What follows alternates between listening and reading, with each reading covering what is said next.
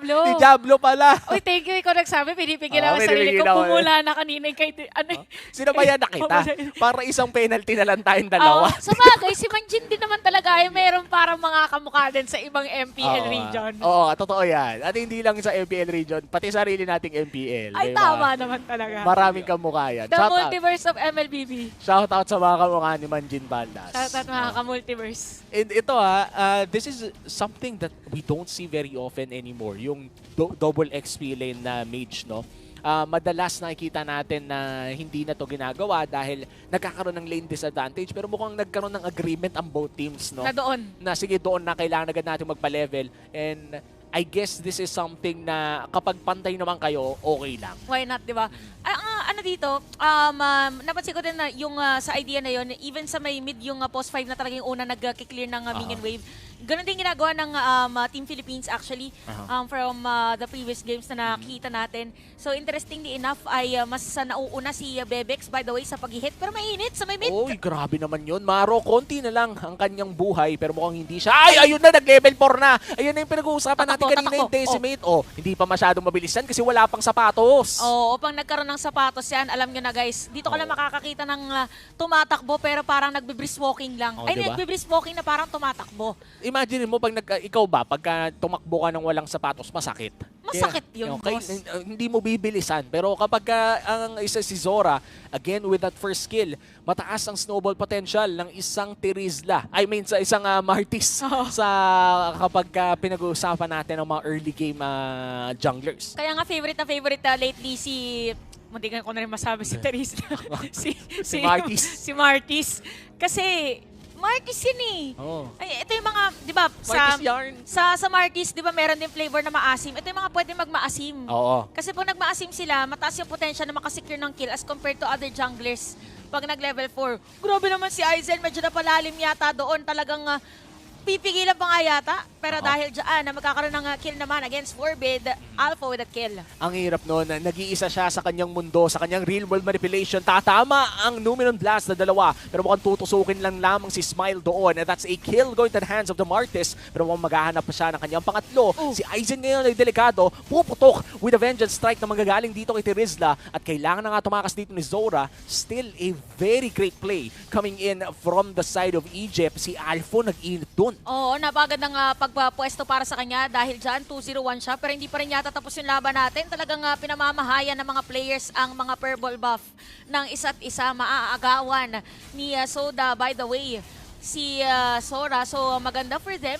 And for Sora, because of that disruption or pag-delay sa kanyang pag-jungle, baka hindi natin siya masyadong i-expect muna na maging kasing aggressive kagaya ng kanina. And looking at the XP lane, no, malakas pa rin naman talaga ang isang Yuzong. Pero kung meta lang ang pag-uusapan ngayon, Terizla talaga ang isa sa mga tinitignan na S-tier pickups dito sa XP lane dahil nga sa kanyang kakayahan na mag-set, sa kanyang kakayahan na mag-regen at maging tanky lang overall sa kanyang passive din. Pero delikado ata, masyadong malalim ang pinasok ng Lancelot at mukhang makakaisa rin naman sila doon sa may bandang likod. Numenon Blast, tatama dito kay Ethan, low HP at mukhang makaka-double kill dito ang Clint. Speedy, now 2-1. Papasukin nga ba to ni Zora? Ay, napigilan na basketball siya doon, na net. Oo, na net, boss. Not touch the net pala. Volleyball pala, volleyball. Na touch the net, guys. Nagkaroon ng error doon. But jokes aside, para dito sa Mongolia, better start for them actually kasi alam na nila kung paano kumounter. Pero ang ganda ng ginawa ng Team Egypt kanina sa may bottom lane kasi usually pa nagre-real world manipulation at sakop na sakop ka at almost low life, parang ang pinaka-play mo is aalis ka na talaga. Pero sila nag-retaliate pa after that Numenon Blast. So, nandoon yung kanilang magandang judgment with how things work. No. But still, lamang ng, actually, parang safe sabihin na pantay pa rin yung laban natin. Oo, halos pantay pa rin ang ating laban, babe. Pero may malaking chance na magbago ang lahat ng iyon sa second turtle of the game. Pero mukhang ipapamigay lamang ito ng Egypt acknowledging na may konting kalamangan in turtle fights ang side ng Mongolia. Nastan dito si Soda, pero may options naman siya na pumasok lamang with the puncture. Thorntoes is already used, pero mukhang si Alpha ngayon lamang ang susubok. Turtle secured para sa side ng Mongolia. Egypt ngayon ay kailangan ng tumakas. Parang kamuntikan pa nga si Soda doon sa may top lane kanina. Pero makikita natin for a Forbid, talagang hindi siya nagdadalawang isip.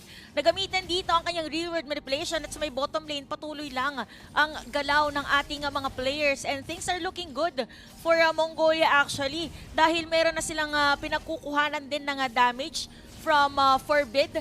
And even for Sora ay nakakapantay siya doon sa aggression ni Soda. And ito si Zoda ngayon, no, ay isa sa mga tinitignan natin na nahihirapan compared sa kanyang first game. Dahil kung babalikan natin, ang game 1 ay Fanny siya na nakapag-MVP. But this time around, the Lancelot a bit struggling against this Martis pickup na talaga namang napakasakit at ang hirap huliin. That's Mortal. Going Phantom Execution in si Ethan, hindi na nakashield. Natusok diretso, tinuhog. Oo, nakita nila doon na parang pwedeng merong kuhanin na player from the side of Mongolia dahil dyan kinixpi na si kumparing Speedy natin. Parang mapapabilis talaga yung pagpa-farm niya dahil yung katapat niya si Bebex is still at 1-1-1. But speaking of, eto na. Sige, patigasan. Patigasan na lang, boss. Ay! Ay, naku, nagkamali! Oh no, caught in 4K. Naku, munti ka na. Konti na lamang ay makukuha na sana yung kill pero napetri sa ilalim ng Torre. Bebex! Nako, isa pa ata. Pero mukhang makukuha ng Valentina ang kill. Napakagandang real world manipulation na manggagaling dito kay Forbid. Pero mukhang isa-isa lamang silang mawawala. Si Speedy ang masusunod. 7-7 ang kill score at mukhang gusto nilang gawing 8-7 ito.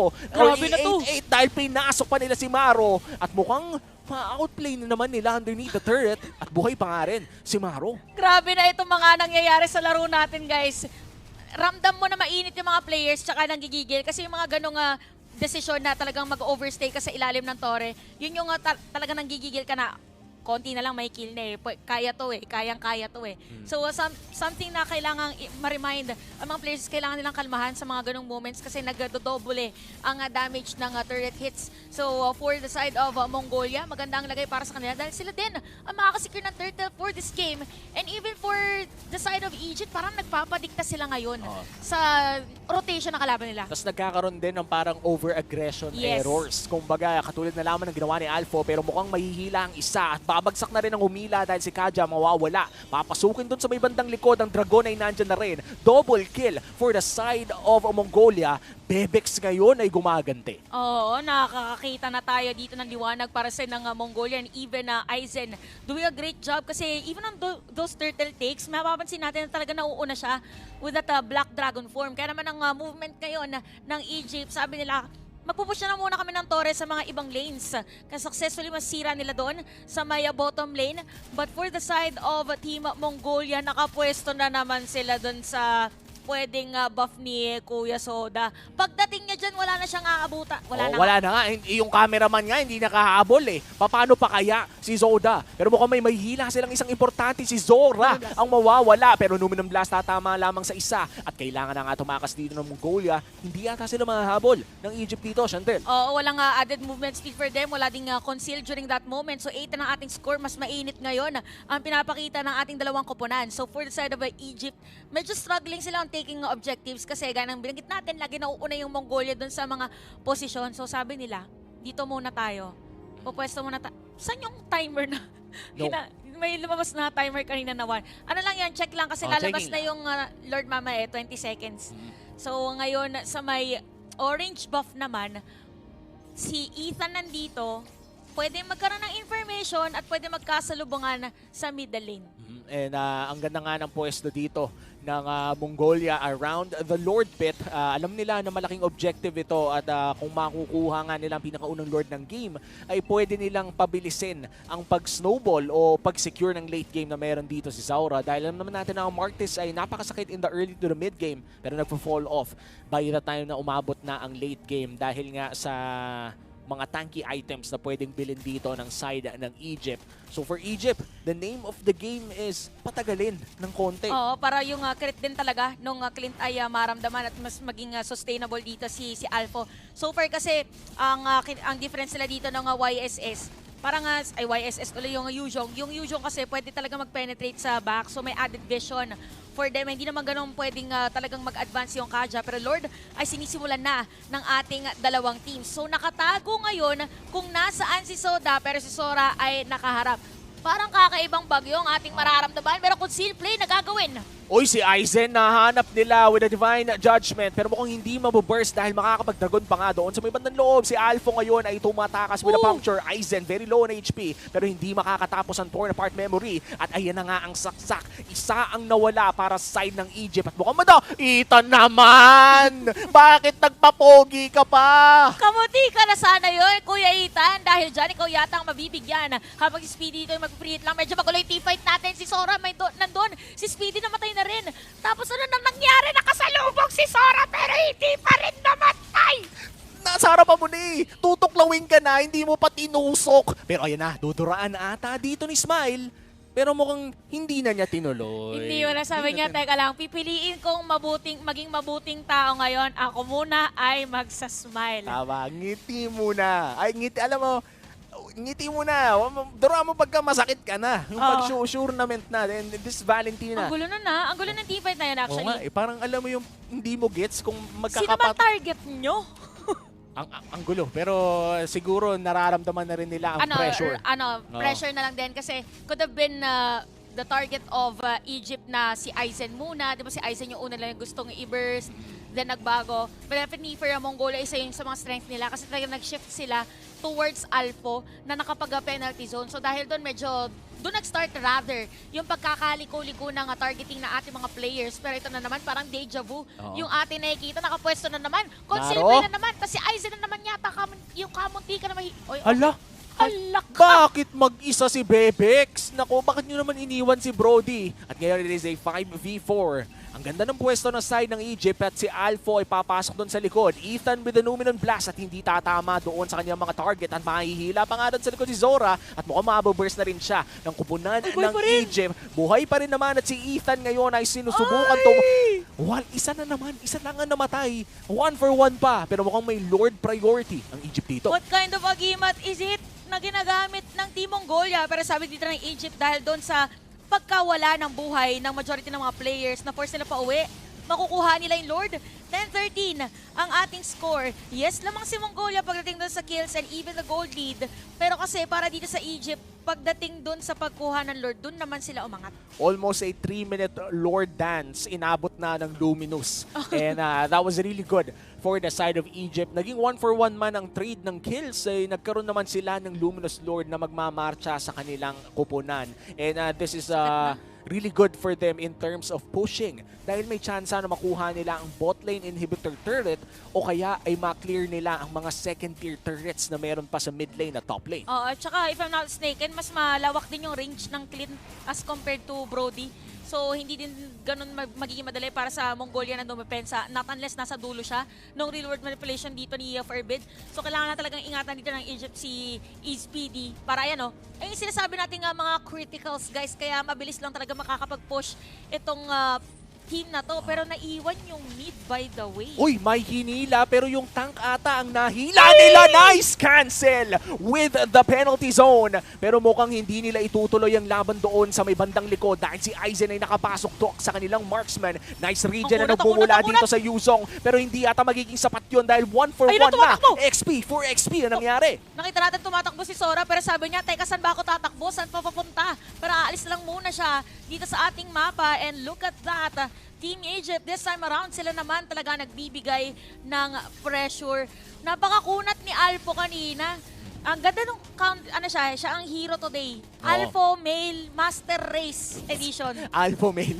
Alpho Male eh. Ang lupit, ang lupit. Pinasok niya doon sa likod, canceling the Numenon Blast. And habang inihintay lamang natin ang pangalawang Lord ng laro na to, ay nagkatotoo ang pinag-uusapan natin. Naabutas nga ang bottom lane inhibitor turret at naubos ang second tier turrets for the side of Mongolia. Pero hindi naman nagkakalayo ang ating gold score. Wala pa rin masyadong nakakalamang sa laro na to. In fact, we would call this game dead even dahil 200 lamang ang pinagkaiba in terms of gold. Oo, tsaka nakikita kasi natin yung mga prolonged team fights, guys. Kung sino lang talaga yung magkamali na magiging target, yun kasi yung na nalalulugi. Kasi kanina, di ba nakita natin maganda sana for Egypt, kaso lahat walang buhay, hindi na lang nase-secure. So, ibig sabihin, sobrang kalat din yung damage na binibitaw nila. So, for this one, magkakaroon na ng Lord anytime soon.